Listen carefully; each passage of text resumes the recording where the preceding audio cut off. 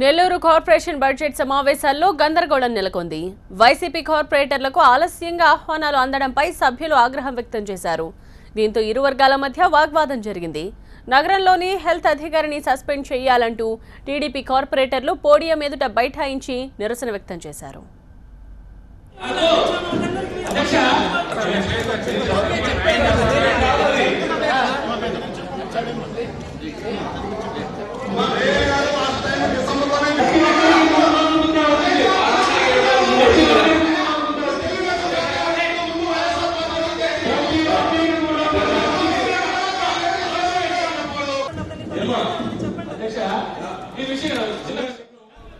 Nellore corporation budget సమావేశాల్లో గందరగోళం నెలకొంది.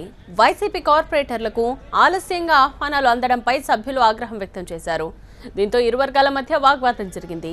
నగరంలోని హెల్త్ అధికారిని సస్పెండ్ చేయాలంటూ టీడీపీ కార్పొరేటర్లు పోడియం ఎదుట బైఠాయించి నిరసన వ్యక్తం చేశారు.